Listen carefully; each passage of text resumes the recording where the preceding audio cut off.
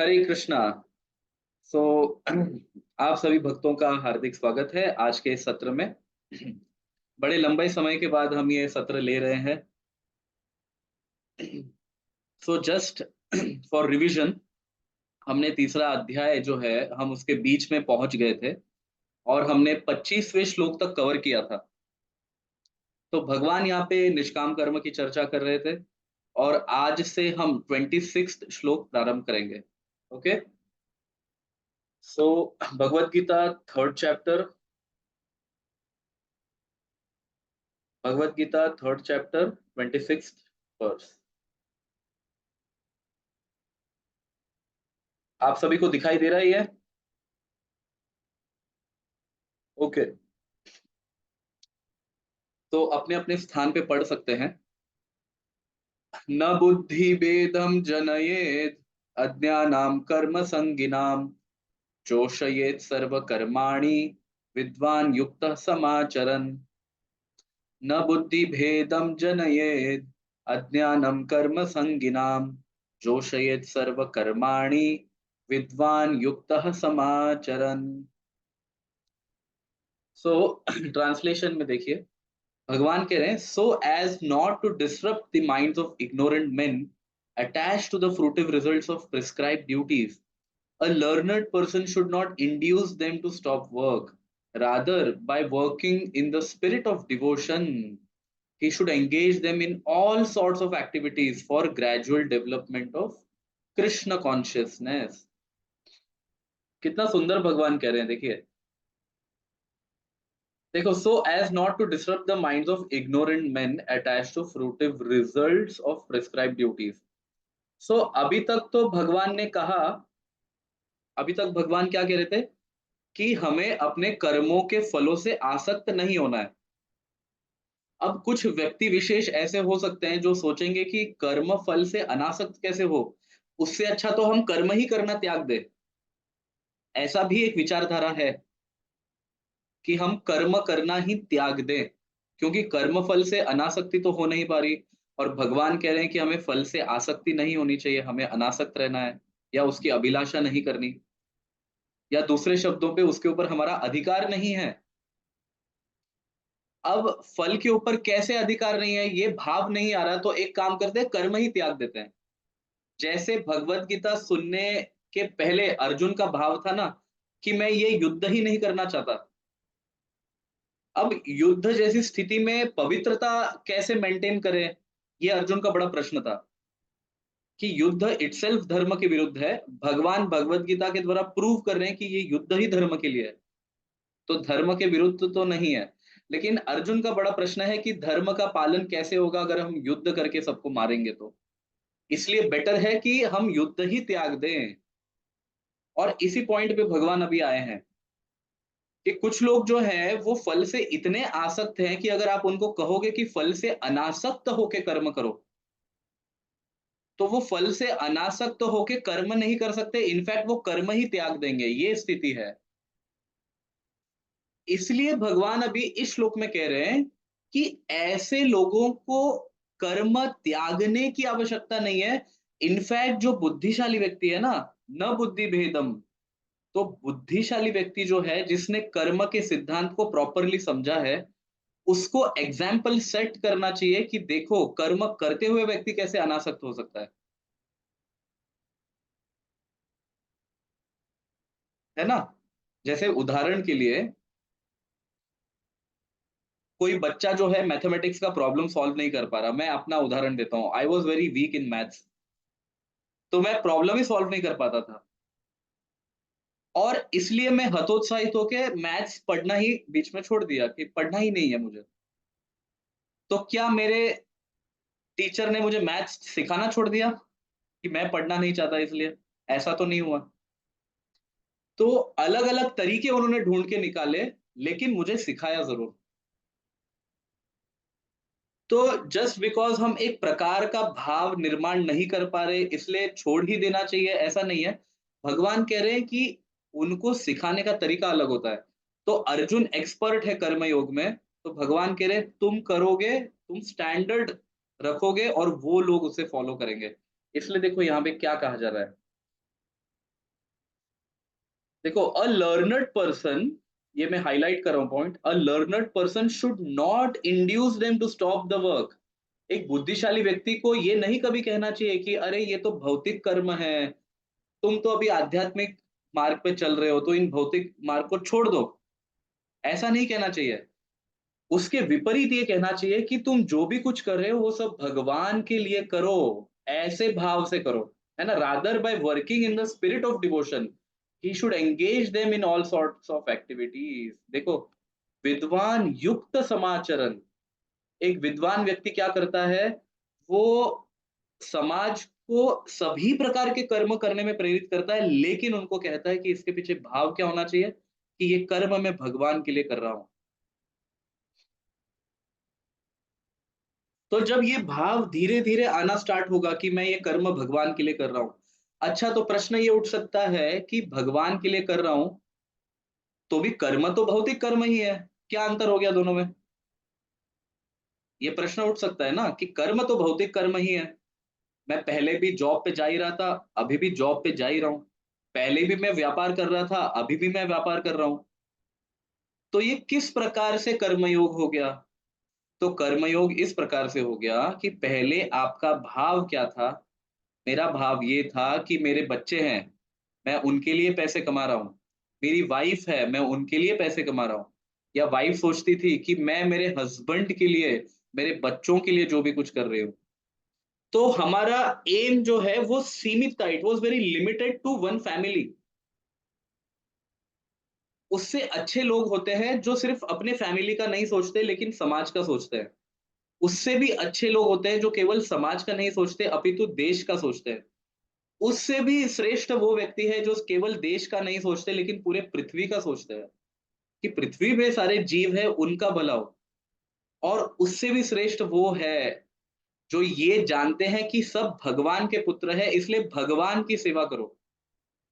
जब हम वो भगवान की सेवा करते हैं, तो क्या भगवान अपने बच्चों को मेंटेन नहीं करेंगे? आज तक ऐसे कोई माता-पिता हुए हैं जो अपने बच्चों को मेंटेन ना करते हो? तो उन भगवान को ध्यान में रखते हुए ये सोचना है कि मैं ये कर्म जो कर रहा हूँ, कृष्ण को अर्पित कर रहा हूँ। मैं ये कर्म जो कर रही हूँ, कृष्ण को अर्पित कर रही हूँ। या बच्चे जब पढ़ भी रहे हैं, तो वो सोच सकते हैं कि मैं पढ़ाई क्यों कर रहा हूँ? आगे चलकर मैं ऐसा व्यक्ति बनूँ, धार्मिक रास्ते पे चलूँ कि जिससे भगवान ने दी हुई शिक्षाओं को मैं लोगों के सामने रख सकूँ। तो मेरे पढ़ाई-लिखाई का कोई फल है ना? तो जब हम इस प्रकार का भाव ऐसा डवटेलिंग करते हैं ना, डवटेलिंग का क्या अर्थ है? डवटेलिंग का अर्थ है कि हम जो भी कुछ कर रहे हैं उसको जोड़ देना है भगवान से। तो जब हम वैसे करते हैं, तब जाके वो कर्म योग बनना प्रारंभ होता है। और फिर धीरे-धीरे हम में ये बुद्धि भी आना प्रारंभ हो जाती है कि मैं ये भगवान के लिए कर रही हूँ, भगवान के लिए कर रहा हूँ। तो इसमें जो दोष है वो दोष ना रहे इस कर्म में, है ना? पहले हम जैसे मानो एक व्यापारी है, वो व्यापार करता है, तो झूठ भी बोलता है, हमें क्या पता, व्यापारी तो झूठ बोलते ही हैं। या फिर आप ऑफिस में जॉब करते हो, तो जॉब में पॉलिटिक्स चलता ही है। लेकिन जब आप वो कर्म ही भगवान को अर्पित कर रहे हो, तो आप पॉलिटिक्स करना छोड़ दोगे। क्यों? क्योंकि आप जानते हो कि ऐसा अशुद्ध कर्म मैं कैसे भगवान को अर्पित करूँ? तो मुझे अपने कर्म को शुद्ध करना पड़ेगा पहले। इसलिए भगवान कह रहे हैं कि वो भाव जब अंदर आएगा ना, तो धीरे-धीरे शुद्धिकरण आएगा। अगर हम ये सोचेंगे कि पहले शुद्धिकरण हो, फिर भाव आए, ऐसा कभी नहीं होता। क्योंकि शुद्धिकरण आता ही है प्रयत्न करने से। अगर हम प्रयत्न ही नहीं करेंगे, तो शुद्धिकरण आएगा ही नहीं। इसलिए शुद्ध होने का हम प्रयत्न नहीं, मतलब उसका हम वेट नहीं कर सकते। हमें प्रारंभ कर देना चाहिए। फिर थोड़ी-थोड़ी गलतियाँ होंगी कर्मयोग में भी, हमारी पुरानी गंदी आदतें इतनी जल्दी नहीं जाती। लेकिन a percentage of that is to be offered to Krishna. मन से भाव और शरीर से सेवा। जब हम ऐसा भगवान को अर्पित करेंगे, तो धीरे-धीरे हम में ये भी भाव आएगा कि मैं ये कर्म भगवान के लिए कर रहा हूँ, कर रही हूँ, तो इससे जो भी कुछ मुझे प्राप्त है, वो भगवान से प्राप्त हो रहा है। मैं ऑफर किसको कर रहा हूँ? भगवान को कर्म ऑफर कर रहा हूँ ना। So result I am getting from Krishna. माध्यम आपके बॉस हो सकते हैं, माध्यम आपका परिवार हो सकता है, जो भी है, but result is given by Krishna. तो जब भगवान मुझे फल दे रहे हैं, तो उस फल को पुनः भगवान को अर्पित करना फिर हमारा दायित्व हो जाता है। तब वो शुद्ध हो जाएगा। आप समझ रहे हैं इसे? तो प्रेम का संबंध ऐसा होता है, आदान प्रदान से प्रेम का संबंध है, वही कर्मयोग है। कर्मयोग जो है वो भक्ति की ओर आपकी ओर लेके जाएगा। It is a beginning stage of भक्ति योग, और वो ही प्रेम का संबंध है। जैसे मेरे माता पिता ने मुझे पढ़ाया लिखाया बड़ा किया, उन्होंने मुझे सब कुछ दिया। अब मेरे हृदय में वास्तविक रूप में प्रेम है, तो मैं उनको क्या दे सकता हूं? अब I am qualified, now what should I give to them? That is love. तो कर्म हम भगवान को अर्पित कर रहे हैं, दैट इज लव। ये जब भावना हमारे हृदय में, हमारे मन में, हमारी बुद्धि में एंटर करेगी कि मैं कर रहा हूँ, कर रही हूँ भगवान के लिए, तो धीरे धीरे ये बुद्धि भी आना स्टार्ट हो जाती है कि मैं भगवान के लिए कर रहा हूँ। ये सामान्य व्यक्ति नहीं है। मान लीजिए हमारे घर पे अगर प्रधानमंत्री आ जाए, तो कैसे हम सचेत हो जाते हैं ना हर एक कर्म के लिए। ये परफेक्ट होना चाहिए, वो परफेक्ट होना चाहिए, कुछ भी कमी नहीं रहनी चाहिए, है ना? तो आप सोचिए कि इस संसार के सबसे श्रेष्ठ व्यक्ति तो तुच्छ है, देवताओं के सामने तुच्छ है। और देवता सभी इंद्र के अधीन है, इंद्र ब्रह्मा और शिव जी के अधीन है, और ये दोनों सब भगवान के अधीन है। तो ये भगवान के लिए जब हम करेंगे, तो नेचुरली हमारे हृदय में भावना आएगी कि I have to make things perfect. किसी को दिखाने के लिए नहीं, लेकिन भगवान को प्रसन्न करने के लिए। तो हमारे कर्म नेचुरली शुद्ध होने लगेंगे, भले हम भौतिक कर्म कर रहे हैं, बट वो शुद्ध होने लगेंगे।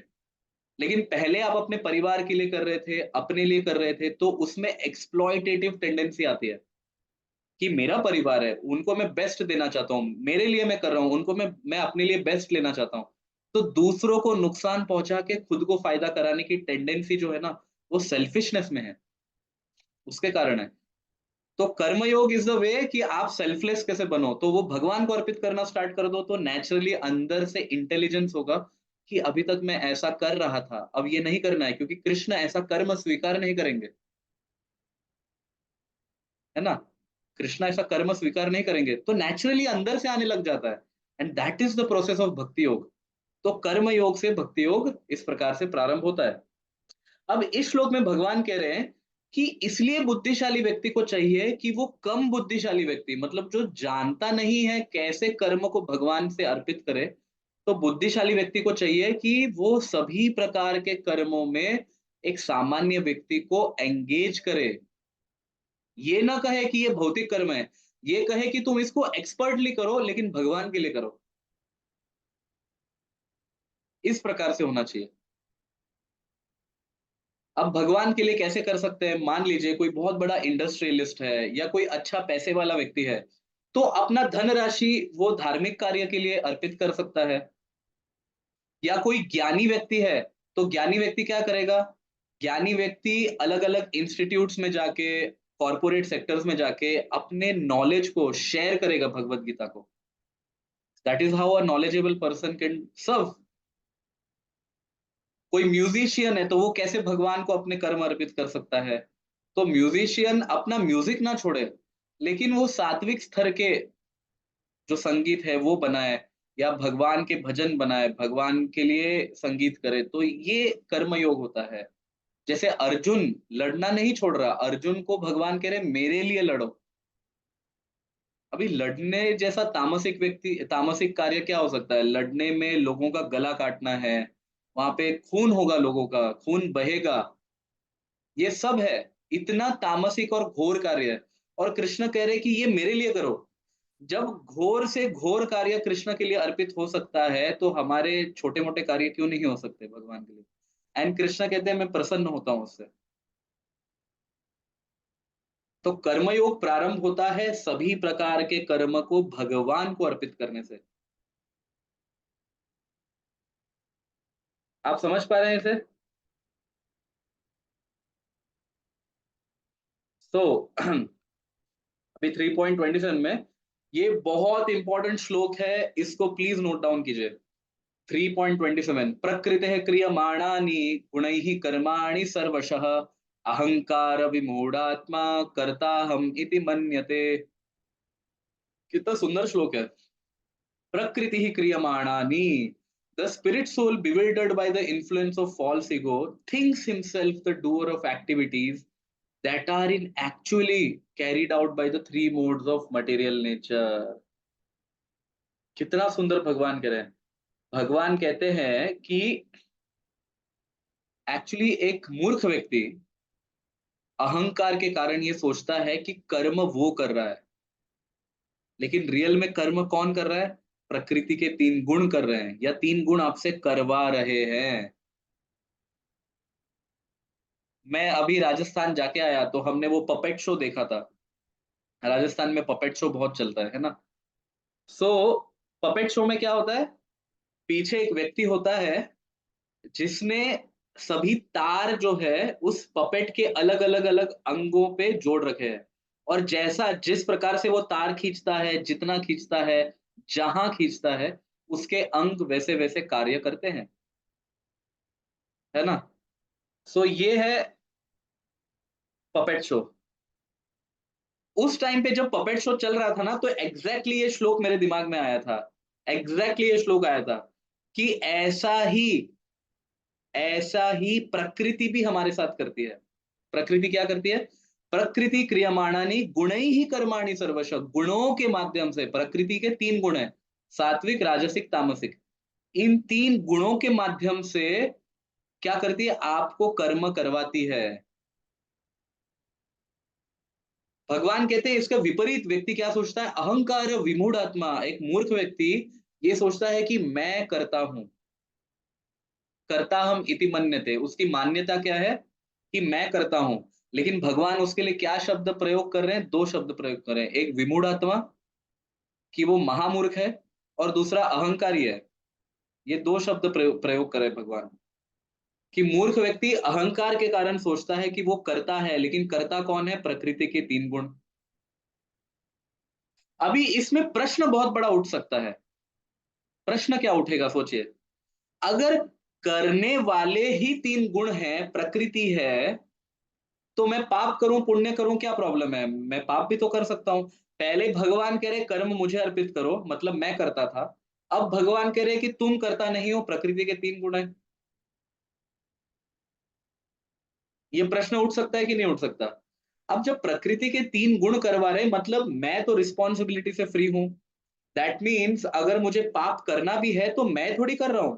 कृष्ण यहाँ पे कह रहे हैं करता हम इति मन्यते। अहंकारी व्यक्ति सोचता है कि मैं कर रहा हूं, मतलब मुझे चोरी करनी है तो मैं चोरी भी कर सकता हूँ। प्रकृति के गुण करवा रहे हैं।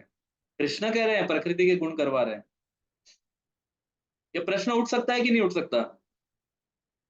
एक बलात्कारी व्यक्ति ये भी सोच सकता है कि प्रकृति के तीन गुण करवा रहे हैं, मैं नहीं कर रहा।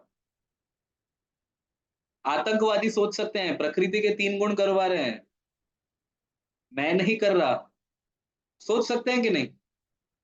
ये प्रश्न उठा सकते हैं ना, भगवत गीता के इस श्लोक से पॉइंट उठा सकते हैं खंडन करने के लिए, कि आपके ग्रंथ में ऐसा लिखा हुआ है। तो इसका प्रत्युत्तर हम क्या दें? बताइए, प्रत्युत्तर क्या दें? प्रत्युत्तर ये देना चाहिए, देखिए यहाँ पे भगवान कितना इंपॉर्टेंट पॉइंट कह रहे हैं। अहंकार विमूढ़ात्मा। ये अहंकार को कभी भूलना नहीं चाहिए। जिस दिन अहंकार के कारण आप सोचोगे कि मैं करता हूं, उसको एड्रेस कर रहे भगवान की प्रकृति करवा रही है। इररिस्पॉन्सिबल बनाने के लिए नहीं। ये पॉइंट समझिए, अहंकार। और इस पॉइंट को भगवान फर्दर इलैबोरेट करेंगे 18th चैप्टर में, अंतिम अध्याय में। भगवान कहेंगे 5 प्रकार के वस्तुओं के कारण कार्य संपन्न हो सकता है। सबसे पहले क्षेत्र। क्षेत्र मतलब क्या? ये शरीर। क्षेत्र मतलब क्या? भूमि होती है ना, क्षेत्र हम कहते हैं ना, क्षेत्र है ये। तो क्षेत्र मतलब ये भूमि, ये शरीर। क्षेत्रज्ञ। क्षेत्रज्ञ कौन है? इसके अंदर निवास करने वाले हम, जीवात्मा। ये दूसरा कारण। तीसरा क्या? प्रकृति। प्रकृति मतलब अगर ये जड़ पदार्थ ही हमारे आसपास नहीं होंगे, तो हम स्पर्श किसको करेंगे? कार्य संपन्न कैसे करेंगे? तो प्रकृति का होना भी जरूरी है वहां पे। आप समझ पा रहे हैं इस लैडर को? तो ये सारे अलग अलग लैडर है, और अंतिम में ईश्वर, ईश्वर का वहां पे सैंक्शन जरूरी है, दैव जिसको कहते हैं। तो ऐसे 5 कारण है। दैव, दैव मतलब अगर भगवान ने उसको सैंक्शन नहीं दिया, तो आप कितना ही प्रयत्न कर लो, वो कभी होने नहीं वाला आपसे। ये है।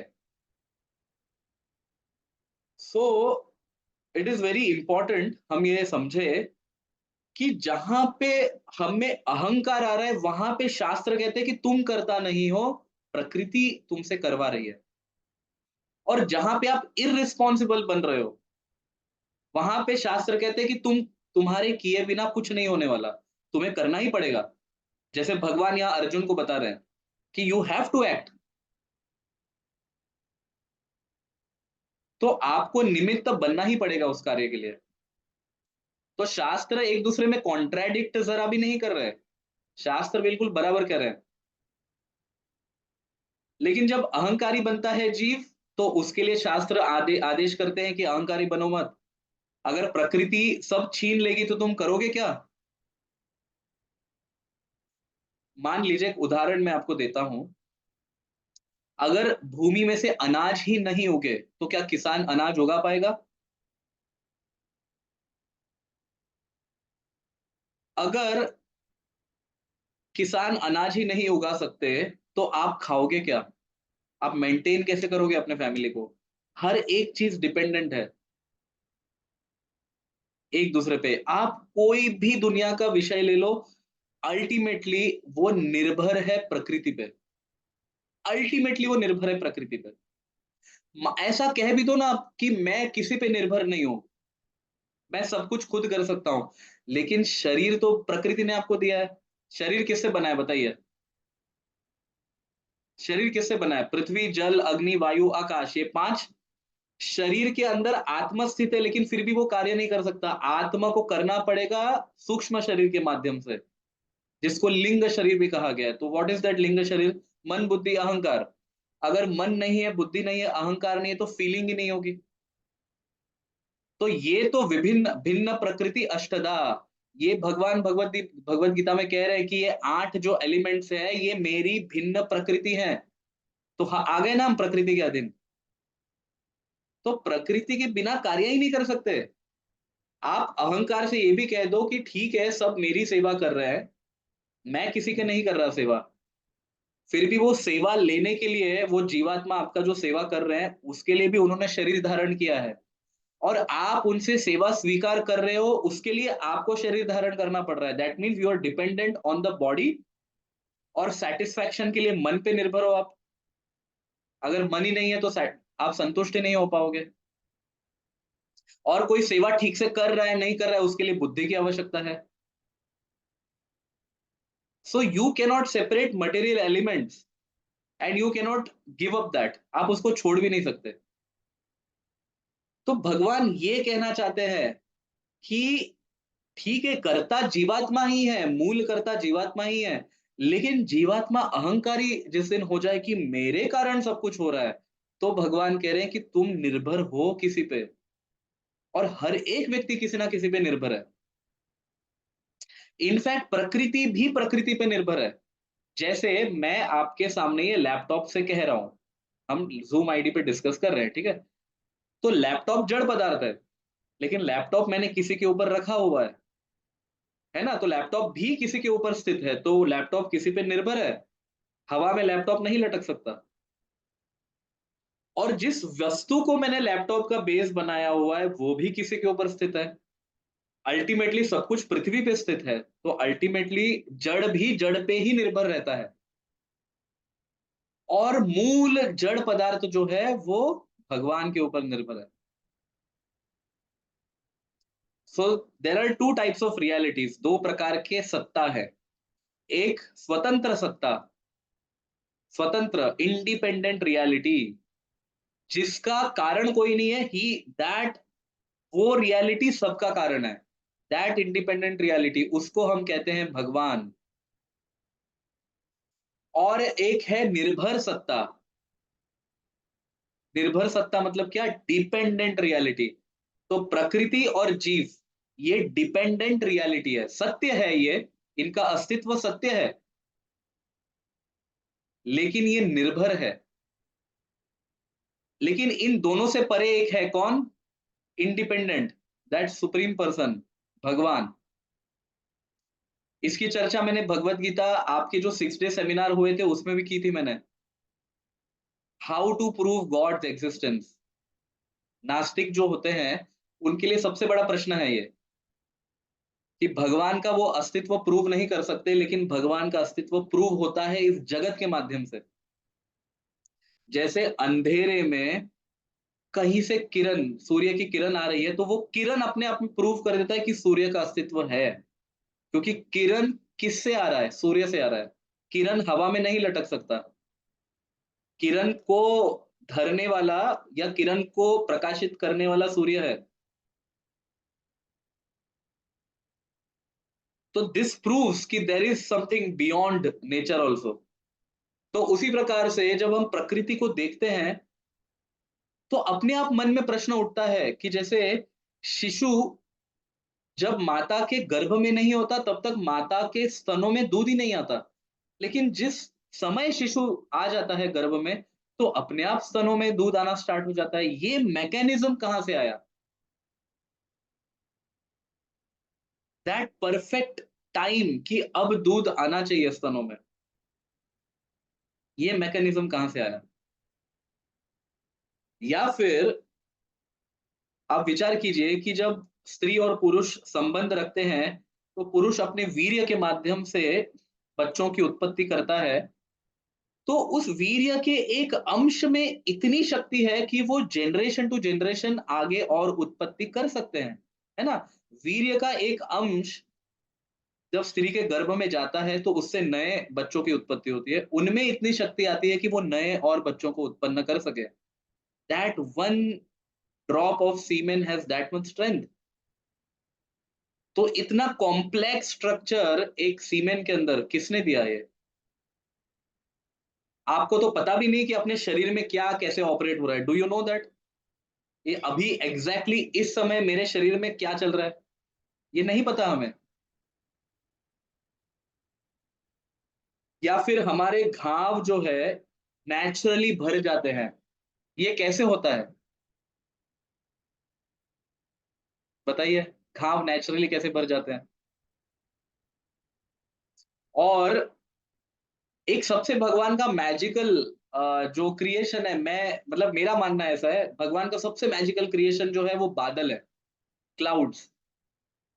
हम पानी को स्टोर करने के लिए कोई भी कुछ क्रिएट करे, एक सॉलिड मैटर होगा वो। उस सॉलिड मैटर के आर पार आप नहीं जा सकते, लेकिन भगवान ने बादल ऐसे बनाए कि उसके अंदर पानी स्टोर्ड है और आप उसके आर पार जा सकते हो। ये मैकेनिज्म भगवान ने बनाया है। आप उसको कॉपी डेफिनेटली कर सकते हो। जैसे दुबई में आर्टिफिशियल क्लाउड्स क्रिएट करते हैं, बट उन्होंने किया कैसे? ये स्टडी किया ना पहले कि क्लाउड्स होते कैसे हैं, क्लाउड्स के अंदर फॉर्मेशन कैसा होता है। तो मतलब स्टडी करने के लिए भी आपको जड़ प्रकृति चाहिए, आप उसके बिना कुछ नहीं कर सकते। आप एक आर्टिफिशियल बेबी को क्रिएट कर लोगे लैब लैब में, आप आर्टिफिशियल रोज क्रिएट कर लोगे लैब में, आप आर्टिफिशियल सब कुछ क्रिएट कर दोगे, आप रोबोट्स भी क्रिएट कर दोगे, लेकिन वो भी नॉलेज तो डिपेंड है ना किसी पे। अपने आप हृदय से नॉलेज थोड़ी आया है। किस जब आप छोटे थे तो स्कूल में सीखा था आपने, दैट मीन्स इवन साइंटिस्ट ये क्लेम भी करे कभी चलकर, या एथीस्ट ये क्लेम भी करे कि भगवान नहीं है, तो भी generation to generation to generation हम जितना पीछे पीछे पीछे पीछे जाएंगे, तो you are bound to accept God. आप बाध्य हो, क्योंकि ये सर्कल नहीं तो इनफाइनाइटली चलता रहेगा, कि किसी ने तो किसी को ज्ञान दिया होगा, उसने किसी को ज्ञान दिया होगा, उसने किसी से ज्ञान प्राप्त किया होगा, उसने किसी से ज्ञान प्राप्त किया होगा, तो ये सर्कल इनफाइनाइटली चलता रहेगा। और मान भी ले, अगर हम वेस्टर्न थियरी के हिसाब से समझ भी ले कि हम बंदर थे पहले, वहां से इवॉल्व हुए, वैदिक थियरी वैसे इवॉल्व नहीं होती। वैदिक थियरी अलग ही है पूरी तरह से इवोल्यूशन की। पर मान भी ले हम वेस्टर्न थियरी को एक्सेप्ट करें, तो भी जीव अपने आप प्रकट नहीं होता। जीव को अपने आप प्रकट होने के लिए एक सूटेबल एनवायरनमेंट चाहिए। तो सूटेबल एनवायरनमेंट कहाँ से आया? तो वैज्ञानिक कहते हैं बिग बैंग से आया। ओके, तो श्रील प्रभुपाद हमारे इस्कॉन के संस्थापक आचार्य कहते थे कि बिग बैंग से आया। तो ठीक है, हम वैज्ञानिक को कहते हैं यहाँ पे बॉम्ब का एक्सप्लोजन करते हैं, देखते हैं वहां पे डिस्ट्रक्शन होता है या क्रिएशन होता है।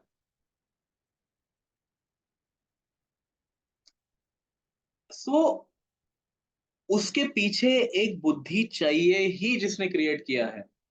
There is no doubt about this. In fact बहुत हास्यास्पद है अगर आप कहोगे कि बाय चांस सब कुछ हो गया। अगर बाय चांस सब कुछ होना ही है तो बाय चांस आपने सिर्फ सोचा तो क्यों कुछ नहीं हुआ? आपको क्यों करना पड़ रहा है वो कार्य उसको फल देने के लिए? बाय चांस ही होना है तो गरीब व्यक्ति सिर्फ सोचे कि मेरे पास पैसा आ जाए, बाय चांस आ जाएगा? ऐसा नहीं होता है।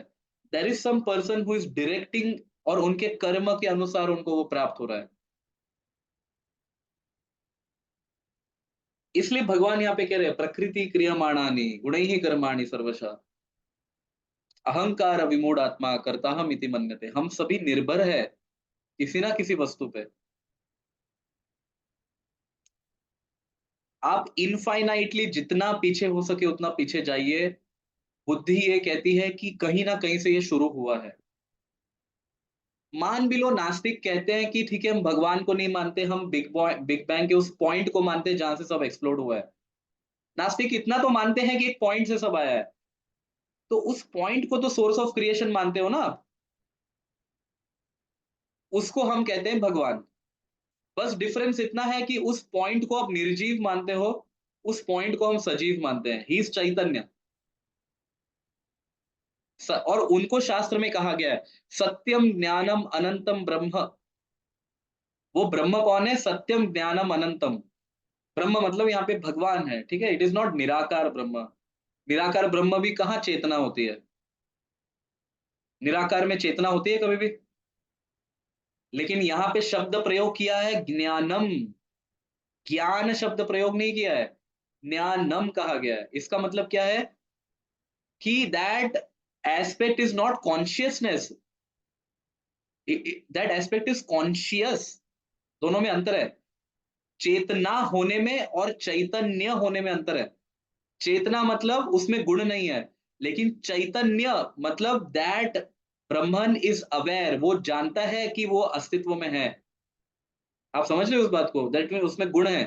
तो सत्यम मतलब it is truth, it is eternal. ज्ञानम मतलब it is full of knowledge, it is conscious of its existence. And अनंतम, इट इज इनफाइनाइट। तो ये है भगवान के लक्षण। ऑलरेडी वेदास में इसको डिक्लेयर कर दिया है। वैज्ञानिक आगे चलकर इस पॉइंट पे पहुंचेंगे कि there is some source of creation. अभी इस पॉइंट पे पहुंचे हैं कि बिग बैंग से पहले कुछ था। अभी ये इस पॉइंट पे पहुंचे हैं।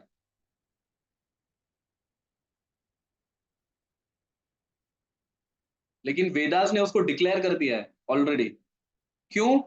क्योंकि वेदास जो है वो भगवान के द्वारा आए हैं। वेदास को किसी ने वेदों को किसी ने मनुष्य ने नहीं लिखा है। वेदों को अपौरुषेय कहा गया है। अपौरुषेय मतलब क्या? किसी सांसारिक व्यक्ति ने नहीं कहा है। और वेदास प्रकट भी नहीं, सॉरी, वेदास जन्म भी नहीं लेते। They are eternal. Brihadaranyaka Upanishad में कहा है कि वेद पुराण उपनिषद ब्रह्म सूत्र ये जो भी कुछ है, ये महाविष्णु जो भगवान नारायण है उनका सांस है। जब भगवान सांस छोड़ते हैं तो सारा वेद ज्ञान प्रकट होता है। ये सब भगवान महाविष्णु का ब्रेथ है। और उसको रिवील करने के लिए भगवान व्यास के रूप में आते हैं, उसको रिवील करने के लिए। ऐसा नहीं कि व्यास जी ने रचना की। व्यास जी ने संकलन किया है, रचना नहीं की है। वेदों की रचना नहीं होती है कभी। वेद अनंत है, क्योंकि वेद भगवान के सांस है, श्वास है भगवान का। तो भगवान अनंत है, भगवान का श्वास भी अनंत है। वो अनंत काल से चल रहा है, आ रहा है, जा रहा है, आ रहा है। और उसमें सब क्रिएशन हो रहा है, डिस्ट्रक्शन हो रहा है, क्रिएशन हो रहा है, डिस्ट्रक्शन हो रहा है। तो उस वेदों को ज्ञान, वेदों के ज्ञान को जब भगवान ने छोड़ा, तो व्यास के रूप में आके भगवान उसको रिवील करते हैं, उसका संकलन किया जाता है। व्यास भी उसको प्रकट नहीं करते, उसको जन्म नहीं देते, उसका केवल संकलन होता है। ये है वैदिक ज्ञान। तो व्यास कौन है? व्यास भगवान खुद है। व्यास कोई सामान्य ऋषि नहीं है, भगवान ही उसका संकलन करते हैं। क्योंकि कोई भी सामान्य ऋषि कहो या व्यक्ति कहो, वो किस लेवल तक ज्ञान को प्राप्त कर सकता है? It is not possible. 100% knowledge, infinite knowledge can be given by infinite person. तो वेद में इनफाइनाइट ज्ञान है, तो उस इनफाइनाइट ज्ञान को संकलन करने के लिए भगवान ही व्यास के रूप में आए हैं। और वो भगवत गीता में कहते भी है, वेदेषु सर्वैर अहम एव वेद्य वेदांत कृद, वेदविद एव चाहम। वेदांत कृद मतलब वेदों का संकलन करने वाला भी मैं ही हूं, ये भगवान कह रहे हैं भगवत गीता में। तो व्यास कोई ऑर्डिनरी ऋषि नहीं है, भगवान खुद व्यास के रूप में आए हैं और उन्होंने हमको दिया है ये। सो उनके नॉलेज में कभी इम्परफेक्शन हो ही नहीं सकता। जब वो कह रहे हैं जन्मादि यस्य यतो अन्वयादितरतश्चार्थेषु अभिज्ञ स्वराट, ब्रह्म सूत्र में भी उन्होंने दूसरा सूत्र ही कहा है, जन्मादि यस्य यतः। पहले सूत्र में कहा है अथा तो ब्रह्म जिज्ञासा, कि हमें ब्रह्म की जिज्ञासा करनी चाहिए। तो कोई व्यक्ति कंफ्यूज हो सकता है कि कौन ब्रह्म, जीव ब्रह्म या परमात्मा ब्रह्म।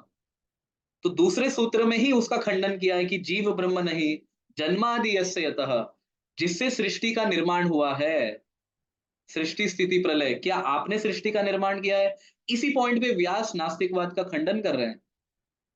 आपसे पहले भी सृष्टि थी और आपके जाने के बाद भी सृष्टि रहेगी।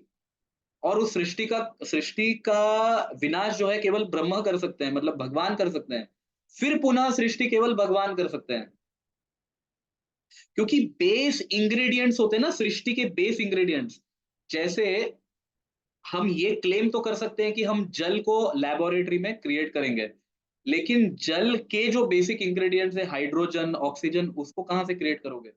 उसको क्रिएट करने के लिए भी आपको कुछ बेसिक मटेरियल तो चाहिए ना, लैब तो चाहिए क्रिएट करने के लिए। तो लैब कहां से आया? वो भी तो आप जड़ से ही लोगे ना। और उस बेसिक इंग्रेडिएंट्स को क्रिएट करने के लिए भी बेसिक नॉलेज तो चाहिए, तो नॉलेज कहां से आया? वो भी आप प्रकृति से ही लोगे। ज्ञान भी ऑब्जर्वेशन से लोगे या किसी टीचर से सीखोगे, तो उसके लिए भी आप प्रकृति पे ही डिपेंडेंट हो ना। तो ऐसा कौन है जिसको ज्ञान की आवश्यकता नहीं है? वो उससे निर्माण हुआ है। उसने किसी एक्सटर्नल ऑब्जेक्ट्स को लिया नहीं है निर्माण करने के लिए। तो बेस इंग्रेडिएंट्स होते हैं ना, हाइड्रोजन, ऑक्सीजन, जो ऐसे एलिमेंट्स हैं जिसको प्राण कहा जाता है, प्राण, ये सब प्राण में आता है। वो प्राण भगवान से आता है। तो ये बेस इंग्रेडिएंट्स कोई भी क्रिएट नहीं कर सकता। आप दो चीज को मिक्स करके कुछ कर सकते हो, हाँ। जैसे आजकल हाइब्रिड सब कुछ आता है ना, तो आप हाइब्रिड क्रिएट कर सकते हो। आप ओरिजिनल भी क्रिएट करना चाहते हो तो भी उसके लिए निर्भर रहना पड़ेगा आपको किसी पे। कुछ आप प्रकृति से लोगे तभी आप कर पाओगे। और कुछ करने के लिए जिंदा रहना भी जरूरी है ना, आप खा रहे हो, पी रहे हो, सांस ले रहे हो, ये भी तो प्रकृति है। For each and every action we are dependent on nature. और ये कृष्ण पॉइंट आउट कर रहे हैं यहाँ पे कि ऐसा मत समझो कि तुमने कुछ बहुत बड़ा कर लिया। नो, दैट इज अहंकार। वो अज्ञानी व्यक्ति का लक्षण है। वो तीन गुण तुमसे करवा रहे हैं, ये भगवान पॉइंट आउट कर रहे हैं। तो ये श्लोक बहुत इंपॉर्टेंट है। इस श्लोक को अगर हमने जीवन में समझ लिया ना, तो हमारा सारा अहंकार ही समाप्त हो जाएगा यहाँ पे।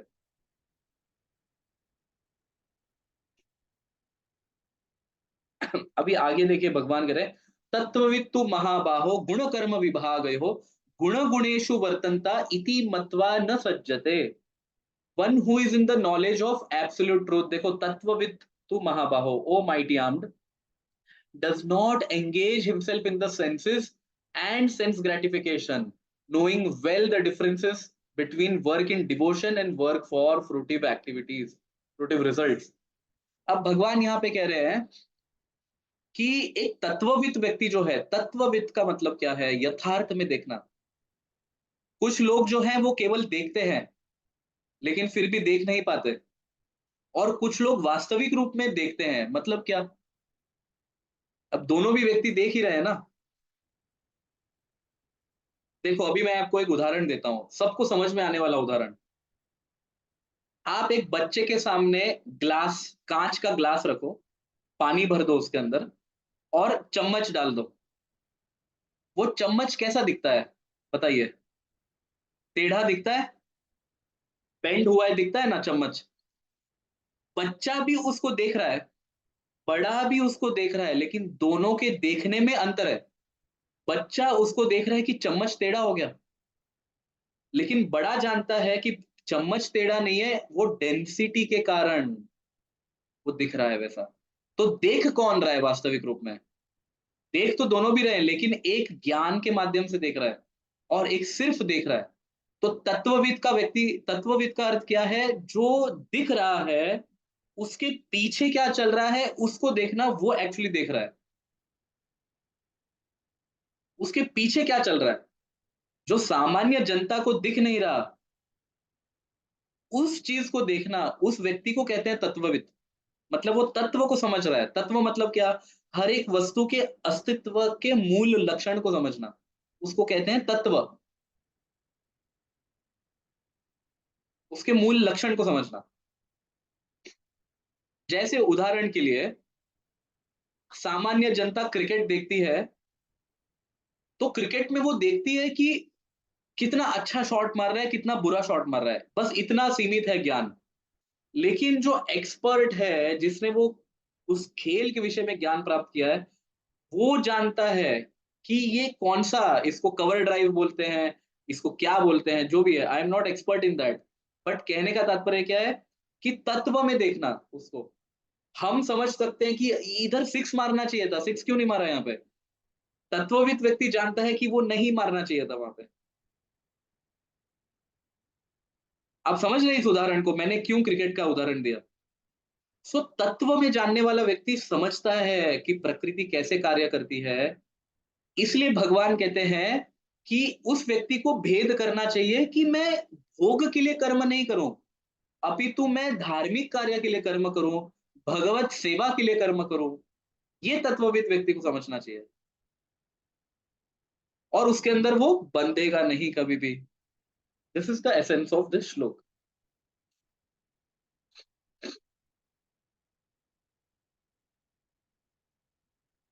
अभी आगे क्या कहा जा रहा है? प्रकृतेर गुण सम्मूढ़ सजन्ते गुण कर्मसु तान अकृत्स्न विदो मंदान कृत्स्न विन्न विचालयेत। Bewildered by the modes of material nature, the ignorant fully engage themselves in material activities and become attached. But the wise should not unsettle them, although these duties are inferior due to performers' lack of knowledge. अब वापस भगवान कह रहे हैं, again उस point पे आ रहे हैं कि प्रकृति के तीन गुणों के माध्यम से एक कम बुद्धिशाली व्यक्ति जो है अपने कर्म फलों से आसक्त हो जाता है, लेकिन एक बुद्धिशाली व्यक्ति को उसको अनसेटल नहीं करना चाहिए। मतलब अनसेटल का मतलब क्या है? कि उसको ये नहीं कहना चाहिए कि तुम कम बुद्धिशाली व्यक्ति हो, कैसे मूर्ख हो, तुम आसक्त हो अपने कर्मों में, ऐसा नहीं कह देना चाहिए। उसको ग्रेजुअली उसको इंप्रूव करना है। अब वास्तविक रूप में वो कम बुद्धिशाली ही है, लेकिन उसको कह सकते हैं केवल भगवान, या भगवान जैसे जो ग्रेट आचार्य हो चुके हैं, जैसे आदि शंकराचार्य, रामानुजाचार्य, मध्वाचार्य, श्रील प्रभुपाद। ऐसे व्यक्ति जब कहते हैं ना, कि जैसे आदि शंकराचार्य ने क्या कह दिया, भज गोविंदम गोविंदम भज मूढ़ मते। अब उस समय आदि शंकराचार्य की आयु कितनी थी? वो ही वॉज वेरी यंग। वो अपने सभी अनुयायियों के सामने वाराणसी के क्या कहते हैं उस घाट्स पे वो तीर्थाटन कर रहे थे। तो उस समय उन्होंने देखा कि एक वृद्ध व्यक्ति जो है वो पाणिनि के अष्टाध्यायी का अध्ययन कर रहा था। मतलब ही वॉज लर्निंग ग्रामर। अभी आप मॉरालिटी के दृष्टिकोण से देखोगे, even in a civilized society, एक छोटा व्यक्ति कभी भी बड़े व्यक्ति को मूर्ख तो कभी नहीं कह सकता, उसको हम असभ्य ही कहते हैं। फिर भी आदि शंकराचार्य जी ने मूर्ख कहा, तो ये भगवान के स्तर पे जो आचार्य उठ चुके हैं, ऑफ कोर्स वो भगवान नहीं है, बट हम उनको भगवान टाइटल लगाते हैं या श्री टाइटल लगाते हैं। उसका कारण क्या है? क्योंकि वो ऑलमोस्ट उस लेवल पे ही है। गुरु का स्टेटस भगवान जैसा ही होता है। तो ऐसे बड़े-बड़े आचार्य होते हैं ना, वो जब मूर्ख कह देते हैं, तो वो अपराध नहीं है, वो दया है उनकी। तब हमें मटेरियलिस्टिक कैलकुलेशन नहीं लगाना चाहिए कि अरे! शंकराचार्य जी तो अभी 21 इयर्स के हैं या 23 इयर्स के हैं, जिस भी आयु के हैं। उनकी तो मैक्सिमम आयु सिर्फ 29 इयर्स थी या मे बी 30, बट उससे बियॉन्ड तो नहीं थी। और उतने यंग एज में उन्होंने एक बड़े व्यक्ति को मूर्ख कह दिया कि तुम क्या पाणिनि का अष्टाध्यायी का अध्ययन कर रहे हो? तुम वृद्ध हो चुके हो। इतने से समय में तुम जो अष्टाध्यायी का अध्ययन कर रहे हो, उतना सा तुम भज गोविंदम कर दोगे, तो संसार में ही गिरोगे नहीं दूसरे जन्म में। और संसार में गिरोगे ही नहीं तो ये सब छूट जाएगा अपने आप मुक्त हो चुके। तो उतना समय वो जो अध्ययन में लगा रहे थे, वो परब्रह्म में लगाना चाहिए था। That was his point. समय तो उतना ही देना है आपको। लेकिन आप अष्टाध्यायी अध्ययन करोगे वृद्धावस्था में, तो क्या होगा? आप जीवन से मुक्त कैसे हो पाओगे? हाँ, वो अष्टाध्यायी बचपन में आप अगर करोगे तो ठीक है। वृद्धावस्था में आप अष्टाध्यायी पढ़ रहे हो, उतना समय तो आप भगवत भक्ति में लगा देना चाहिए था। तो इसलिए उन्होंने अनुकंपा से कह दिया मूढ़मते, कि मति मूर्ख है इनकी। सो ऐसे आचार्य जब मूर्ख कह देते हैं तो इट इज गुड, हम मूर्ख नहीं कह सकते। श्रील प्रभुपाद भी कई बार कहते थे Rascals, the materialistic society is rascal. ऐसे प्रभुपाद कहते थे, क्यों? क्योंकि बड़े बड़े आचार्य है ना, वो गाली इसलिए नहीं देते कि उनको क्रोध आता है, वो गाली इसलिए देते हैं कि मूर्ख है, समझ नहीं रहा ये, इसको मजा आ रहा है ये करने में। लेकिन जो बाहर व्यक्ति है ना, वो जानता है कि क्या कीचड़ में खेल रहा है ये, इसको लग रहा है कि कीचड़ में स्वाद है, अमृत चखा ही नहीं इसने अभी तक। तो वो मूर्ख बोल के उसके सिर को पकड़ते हैं और उसको खींचते हैं कीचड़ से बाहर। लेकिन कौन खींच सकता है जो कीचड़ से बाहर है? हम कीचड़ में हैं अभी। इसलिए भगवान कह रहे हैं कि you should not unsettle them. तुम उनको मूर्ख मत कहो। तुम ये मत कहो कि तुम भौतिक कार्य कर रहे हो। तुम उनके सामने कैसे कार्य करने चाहिए एग्जाम्पल सेट करो और इस प्रकार से उनको दिखाओ। हम कभी-कभी भगवान को इमिटेट करते हैं ना, कृष्ण मूर्ख कह रहे हैं इसलिए हम भी मूर्ख कहते हैं। आचार्यों ने ऐसा किया इसलिए हम भी करते हैं। नहीं, आचार्यों ने तपस्या भी की, हम तपस्या कर रहे हैं। आचार्यों ने ब्रह्मचर्य का पालन भी किया, क्या हम ब्रह्मचर्य का पालन कर रहे हैं? बहुत सब आचार्यों ने किया है, बहुत कुछ भगवान ने किया, हम नहीं करते वो। इसलिए ऐसी चीज़ को नहीं लेना चाहिए जिसमें एन्जॉयमेंट हो। ऐसी चीज़ को लो आचार्यों से, भगवान से, जिससे हम आगे बढ़े। तो भगवान यहाँ पे कह रहे हैं कि a wise should not unsettle them. Although भगवान कह रहे हैं मान लिया जाए कि ये ड्यूटीज इंफीरियर है, क्यों? उसका रीजन दे रहे हैं। ड्यूटीज इंफीरियर क्यों होते हैं? Due to the performers lack of knowledge. जो कर रहा है व्यक्ति, उसमें ज्ञान का अभाव है, तो तुम उसको ज्ञान दो। ये मत कहो कि कर्म ही ना करे, उसको ज्ञान दो कि कैसे कर्म करना चाहिए। है ना? अभी जैसे कोई व्यक्ति खाना बनाना चाहता है लेकिन उसने कभी चाकू पकड़ा ही नहीं। अब चाकू जब वो पकड़ रहा है तो नेचुरली उसके चाकू पकड़ने में और एक रसोइये के चाकू पकड़ने में अंतर है। लेकिन इंटरेस्ट है उसका खाना बनाने में। तो उसको ये नहीं कह सकते अरे चाकू छोड़, नहीं। उसको बोल सकते हैं देखो चाकू को ऐसे पकड़ना चाहिए, सब्जियों को ऐसा काटना चाहिए। दैट वो भगवान कह रहे हैं यहाँ पे। एक उदाहरण के माध्यम से मैं आपको कह रहा हूँ कि ये मत कहो कि कर्म मत मत करो, ये कहो कि इसके पीछे का भाव क्या होना चाहिए। This is very serious knowledge. और फिर भगवान क्या कहते हैं कि ये कर्म छोटे नहीं है। कर्म छोटे क्यों लग रहे हैं? They are inferior, why? Due to the performers lack of knowledge. कि कर्ता में ज्ञान के अभाव है इसलिए। तो अब कर्ता को ज्ञान दो, तो कर्म नेचुरली अपग्रेड हो जाएंगे। है ना? So simple. अभी आगे देखिए भगवान क्या कहते हैं। मयि सर्वाणी कर्माणि, देखो यहां पे आ गया, मयि सर्वाणी कर्माणि संन्यास आध्यात्म चेतसा निराशीर निर्ममो भूत्वा युद्धस्व विगत ज्वरा। अब भगवान कहते हैं, therefore O Arjun surrendering all your works unto me. देखो मयि सर्वाणी कर्माणि, क्लियरली भगवान कह रहे हैं कि हमको भगवान को कर्म अर्पित करना है। फिर क्या कहते हैं, संन्यास आध्यात्म चेतसा। संन्यास का मतलब क्या है? अब प्रश्न उठ सकता है, भगवान यहाँ पे संन्यास कह रहे हैं, कर्म भी करो और संन्यास भी लो, ऐसे कैसे पॉसिबल है ना? संन्यास अध्यात्म चेतसा, इसका क्या अर्थ है? संन्यास का अर्थ है, संन्यास जो है वो दो शब्द से बना है, सम और न्यास। सम मतलब सब कुछ, न्यास मतलब छोड़ देना। सब कुछ भगवान को अर्पित कर दिया इस चेतना से। इस चेतना से, देखो चेतसा शब्द आया ना, इस चेतना से।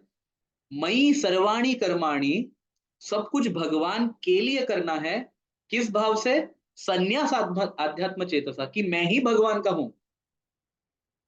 मैं भगवान का हूं तो मेरे कर्म भी भगवान के लिए ही है। इसलिए यहाँ पे श्रील प्रभुपाद संन्यास का ट्रांसलेशन वैराग्य से नहीं कर रहे, अपितु कह रहे हैं with full knowledge of me, भगवान के पूर्ण ज्ञान से युक्त होकर। फिर देखो श्रील प्रभुपाद का ट्रांसलेशन कितना परफेक्ट है। उन्होंने सन्यास का ट्रांसलेशन रिनंसिएशन नहीं किया है।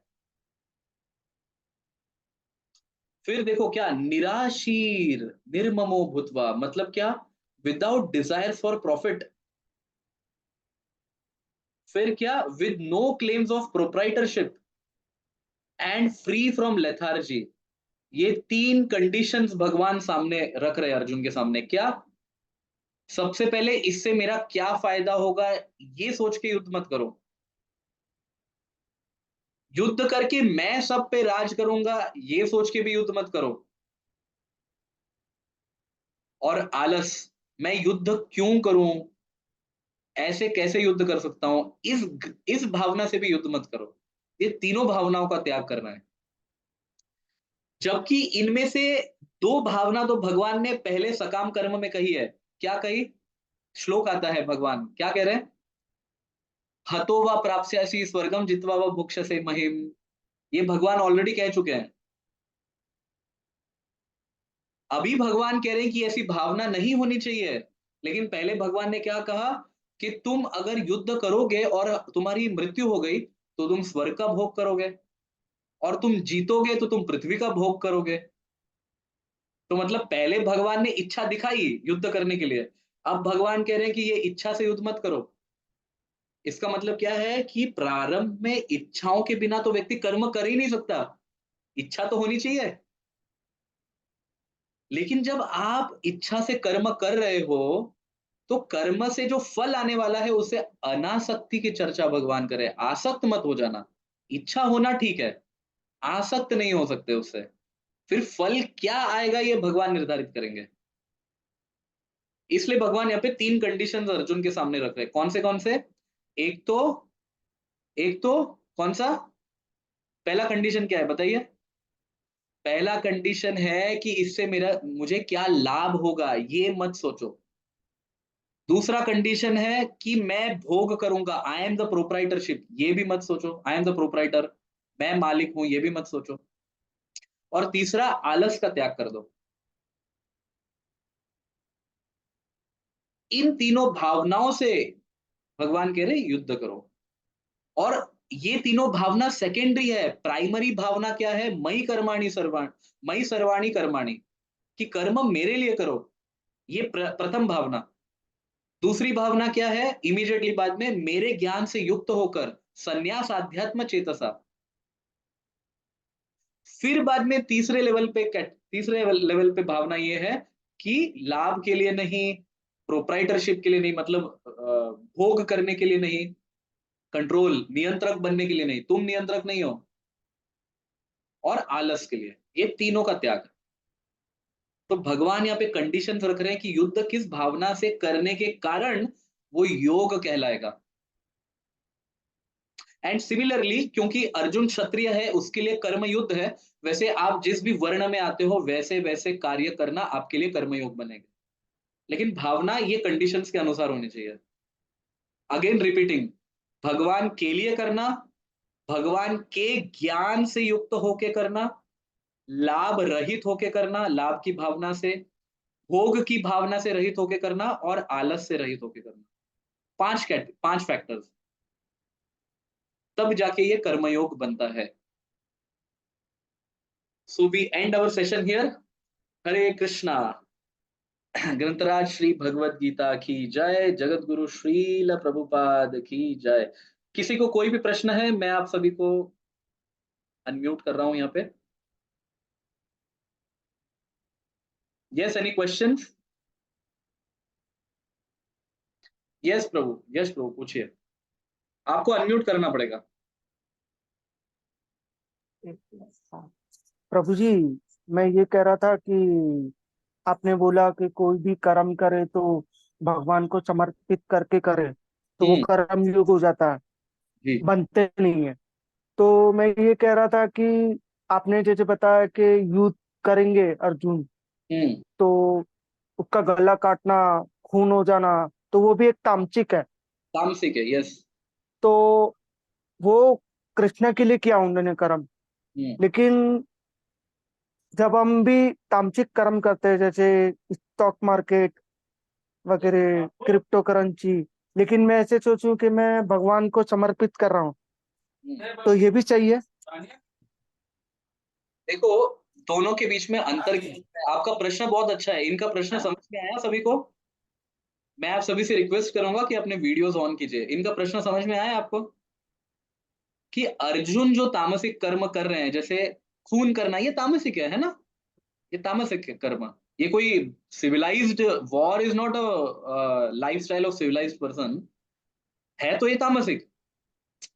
तो ऐसे ही स्टॉक मार्केट में इन्वेस्ट करना, ये भगवान को दे रहा हूं मैं इस भावना से करना, क्या ये कर्मयोग में आता है कि नहीं? प्रश्न बहुत अच्छा है। अभी देखो, मैं आपको इसका उत्तर देता हूँ। ये कितना सही है कितना गलत है ये पर्सनल चर्चा पे आएगा, लेकिन अर्जुन का क्षत्रियत्व, युद्ध करना, ये वर्णाश्रम से उत्पन्न हो रहा है। क्या हमारा स्टॉक मार्केट में इन्वेस्ट करना वर्णाश्रम के कारण है? बताइए। वर्णाश्रम तो उसके विषय में तो कृष्ण खुद ही कह रहे हैं भगवत गीता में, चातुर्वर्णम मया सृष्टम गुण कर्म विभागशः। ये हमने इसी अध्याय में पहले डिस्कस किया है कि 4 वर्णों की सृष्टि मैंने की है, तो भगवान ने ही कहा है चातुर्वर्णम मया सृष्टम। और फिर भगवान कहते हैं कर्तारम अकर्तारम, मतलब मैंने निर्माण किया इन 4 वर्णों को, लेकिन मैं मूल निर्माण करता नहीं हूं उसका। कैसे? क्योंकि जीव में नेचुरली प्रेडिलेक्शंस है। कोई जीव नेचुरली ज्ञान देना चाहता है तो वो ब्राह्मण कैटेगरी में आता है। कोई जीव नेचुरली रक्षा करना चाहते हैं सभी की। आप इन 4 वर्णों को सोसाइटी से हटा भी दोगे तो भी 4 वर्ण कभी हटेंगे नहीं, बिकॉज जीव वो करता ही है हमेशा से। अब बच्चे को बचपन से ही अगर साइंटिस्ट बनना है, बच्चे को बचपन से ही अगर टीचर बनना है, आप कैसे रोक सकते हो उसको? कोई नेचुरली फिलोसोफर है, how can you stop them? तो वो ब्राह्मण कैटेगरी में आ गए। किसी बच्चे को नेचुरली लगता है कि मैं आर्मी ही ज्वाइन करना चाहता हूँ, how can you stop them? ये नेचुरल प्रिडिलेक्शन है ना। उसको आपने केवल एक फॉर्मेशन दिया सोसाइटी में, लेकिन जीव के अंदर ये भाव है। किसी बच्चे के अंदर नेचुरली लगता है कि मैं बिजनेस करना चाहता हूँ, मैं लड़ नहीं सकता, मैं पैसे कमाना चाहता हूँ, ये क्या है ये? दिस इज वैश्य। और किसी में नेचुरली लगता है कि नहीं, मैं काम करूंगा बस, दैट इज गुड। वो फिलोसोफर नहीं बन सकता, कोई बात नहीं। वो लड़ नहीं सकता, कोई बात नहीं। वो बिजनेस नहीं कर सकता, कोई बात नहीं, वो काम तो कर सकता है। लेबर फोर्स तो है ना। तो शूद्र, आप इसको हटा भी दोगे तो भी ये आएगा अंदर नेचुरली, क्योंकि it is there in the living entities.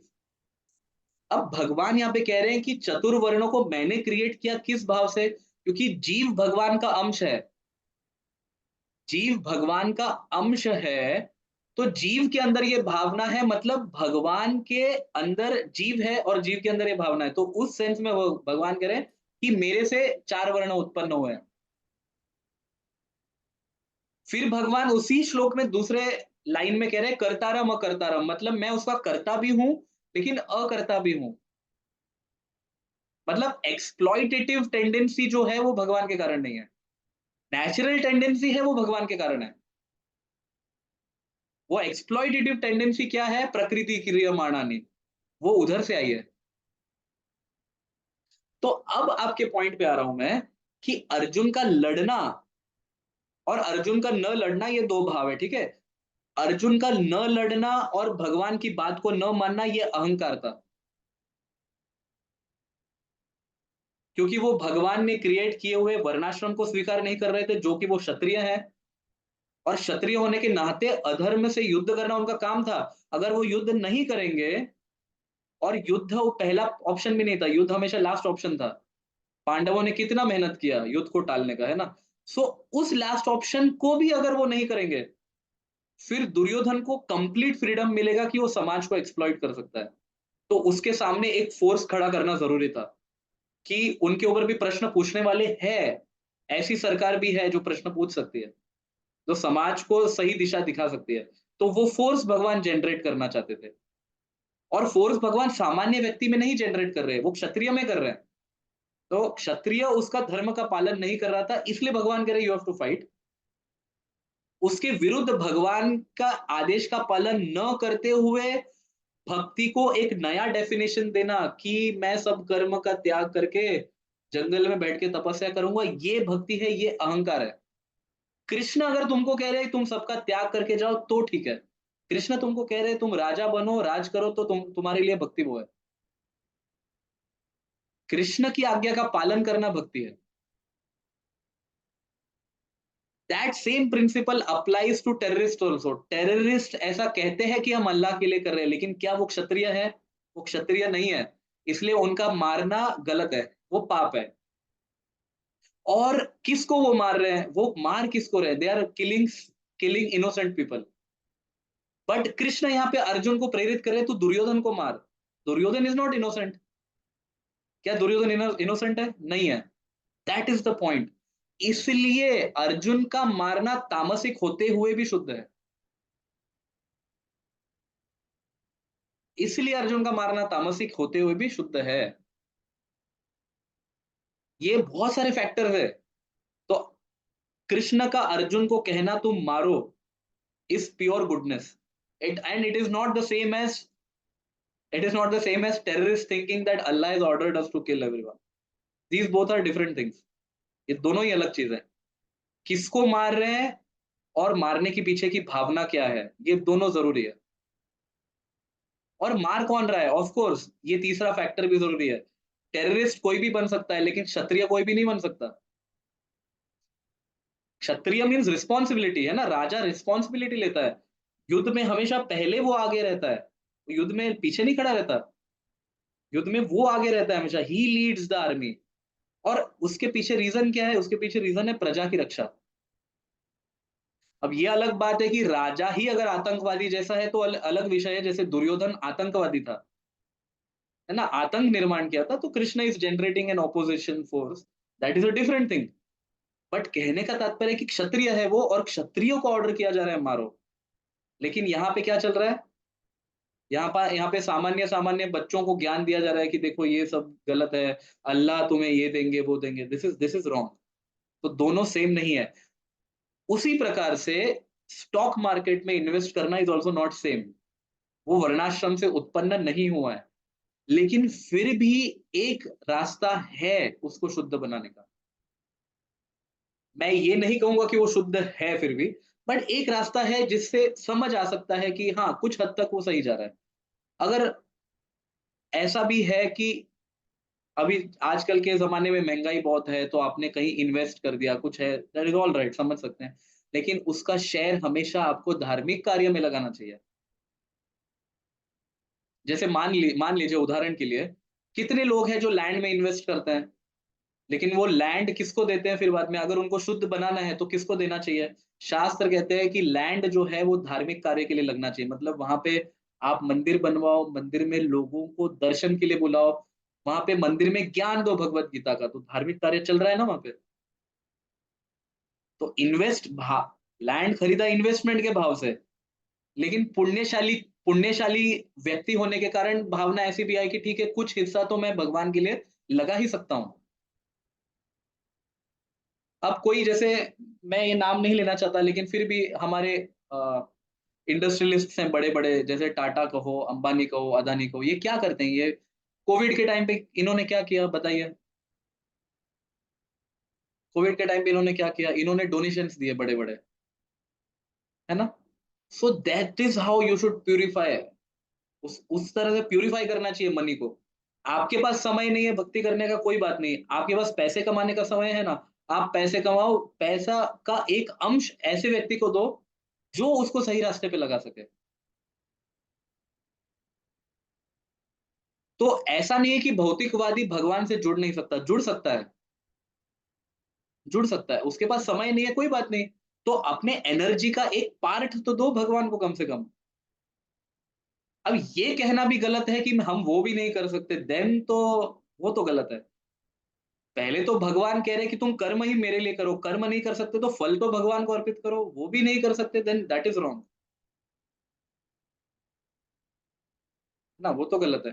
तो ऐसे टाइम पे अभी आपको एक मैं डायरेक्ट सजेशन देता हूँ, ऐसे टाइम पे क्या करना चाहिए, जैसे हमारा साल में भगवत गीता का मैराथन आते रहता है ना? इनमें से कई भक्तों को पता है, शोभा माता जी को पता है, अक्षत प्रभु को पता है, रितेश प्रभु को पता है, दीपक प्रभु को पता है। तो ये सभी डिवोटीज का मैं नाम क्यों ले रहा हूँ? बिकॉज ये लोग भगवत गीता स्पॉन्सर करते हैं, भगवत गीता स्पॉन्सर करते हैं। तो ये मुझे पूछते हैं कि प्रभु जी भगवत गीता हमें इतनी स्पॉन्सर करनी है, क्योंकि हम क्या करते हैं देखो, शहरों में तो लोगों के पास भगवत गीता है, गाँव में नहीं है भगवत गीता, और वो भगवत गीता अफोर्ड करे इतने उनके पास पैसे भी नहीं है। तो ये स्पॉन्सर करते हैं और हम उनको देते हैं। तो ऐसे हम पैसे को भगवान की सेवा में लगा सकते हैं। या कभी कोई फेस्टिवल आया तो हम पूछ सकते हैं कि प्रभु जी इस ये फेस्टिवल इतना आ रहा है तो खर्चा तो होता ही होगा ना मंदिर का। तो आप मुझे पूछ सकते हो कि मेरी तरफ से मैं कितना डोनेशन दूँ? ऐसे पूछ सकते हैं। सो इस प्रकार से धीरे-धीरे हमें आर्थिक चीज़ों को भी भगवान की सेवा में लगाना है, बट ऐसा नहीं सोचना है कि मैं डोनेशन देता हूँ तो मैं क्यों सेवा करूँ? मैं तो पैसे दे रहा हूँ ना, ये भी गलत है। आप डोनेशन दे रहे हो फैसिलिटी एन्जॉय करने के लिए नहीं, आप डोनेशन दे रहे हो आपके अर्थ को प्यूरिफाई करने के लिए। ये डोनर को समझना ज़रूरी है। मैं डोनेशन दे रहा हूँ इसलिए मैं मालिक हो गया, ऐसा नहीं। या मेरे वजह से ये फेस्टिवल संपन्न हो रहा है, ऐसा भी नहीं सोचना चाहिए। It is your good Fortune कि कृष्णा आपको सेवा दे रहे हैं। It is your good Fortune. इसलिए हमें सिर्फ पैसे ही नहीं देने चाहिए, वो तो दो। वो अर्थ को प्यूरिफाई करने का एक तरीका है, बट हमारे शरीर को भी तो हमें प्यूरिफाई करना है। तो हम भी तो सेवा करें। कभी भगवान के हार बनते हैं, तो हम पूछ सकते हैं कि हार कैसे बनाना चाहिए? मैं सीखना चाहता हूँ, मैं सीखना चाहती हूँ। भगवान के लिए भोग बनाते हैं, तो मैं कैसे कैसे कैसे मसाले डालें हम इसमें? क्या डालना चाहिए? किससे क्या स्वादिष्ट बन सके भगवान के लिए? ये भी सेवा है। भगवान के लिए झाड़ू मारना, तब हमारा पोस्ट पोज़ीशन छोड़ देना चाहिए हमें, कि मैं सीईओ हूँ या ये हूँ, वो नहीं, भगवान का घर है, मंदिर है। झाड़ू मारना चाहिए, क्या दिक्कत है? तो शरीर को भी तो सेवा में लगाना है ना। पैसे शुद्ध हो रहे हैं तो शरीर शुद्ध नहीं होना चाहिए? शरीर भी शुद्ध होना चाहिए, मन को भी भगवान की सेवा में लगाना है। मन कैसे? भगवान का स्मरण करके। तो इस तरह से हर एक चीज़ जब भगवान की सेवा में लगाएँगे तब शुद्ध होगा वो। ठीक है? आपको उत्तर मिल गया आपका? तो आर्थिक तरीके से भी सेवा करनी है, लेकिन शारीरिक तरीके से भी करनी है, मानसिक स्तर पे भी करनी है, बौद्धिक स्तर पे भी करनी है। ये सभी स्तर से सेवा करनी है। श्रीमद् भागवतम में श्लोक है ना, कायेन वाचा मनसेन्द्रियर्वा बुद्ध्यात्मना वा प्रकृति स्वभावा। ये श्लोक है श्रीमद् भागवतम में, कि मैं काया से, मन से, वाचा से, बुद्धिया आत्मना, प्रकृति स्वभावा, मैं इन सभी से आपको अपने आप को अर्पित अर्पित करता हूँ। So it includes everything. It includes money, your intelligence, your own existence, everything. Hare Krishna. और किसी को कोई प्रश्न? We can take one more question. Hare Krishna बोलो। हरे हरे कृष्ण। कृष्णा प्रभु जी। हरे कृष्णा। कैसे हो बेटा आप? मैं ठीक हूँ, आप कैसे हो? मैं भी अच्छा। कांग्रेचुलेशन। कांग्रेचुलेशन प्रभु जी। Thank you so much.